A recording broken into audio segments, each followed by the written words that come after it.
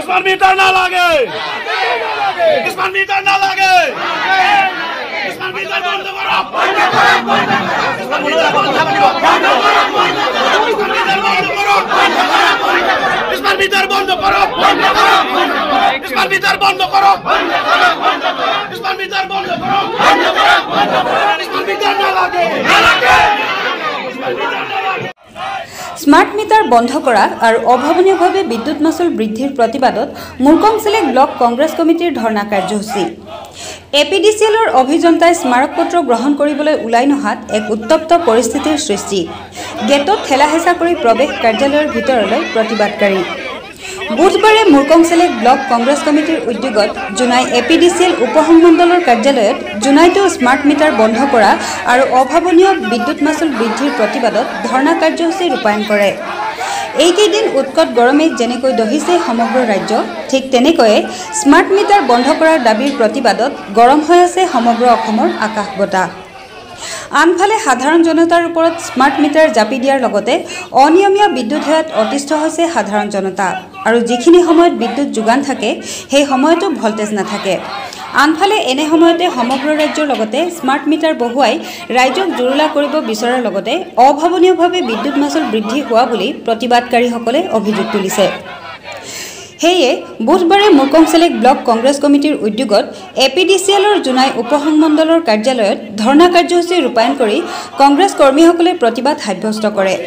प्रतिबादकारीসকলে smart meter बंध करक विद्युत विभाग हाई हाई एपीडीसीएल काम नाई विद्युत विभाग काम नाई आदि विभिन्न स्लोगानेरे एपीडीसीएल जुनाई संमंडल कार्यालयर परिवेश उत्ताल करि तोले।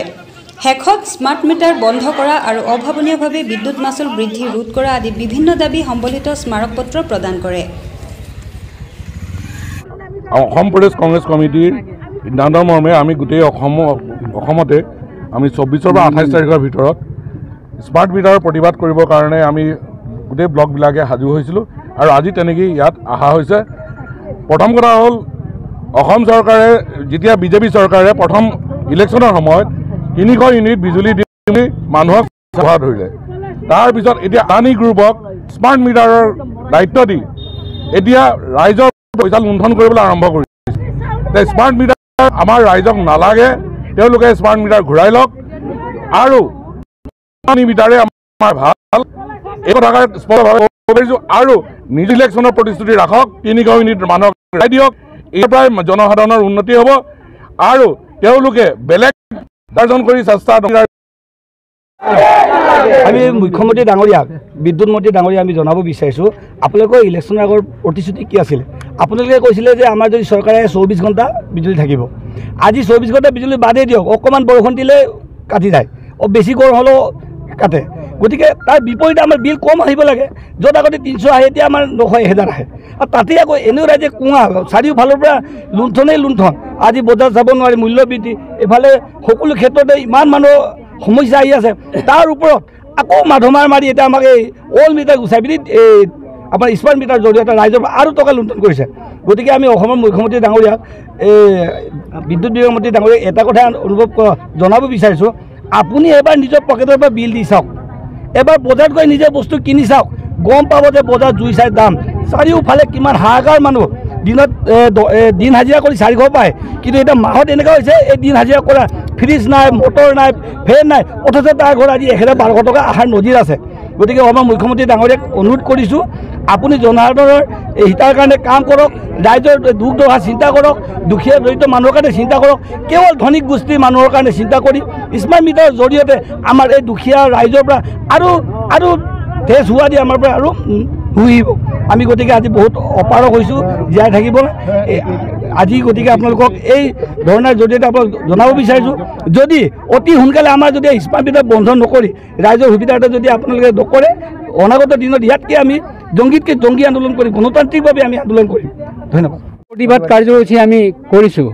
বিশেষকৈ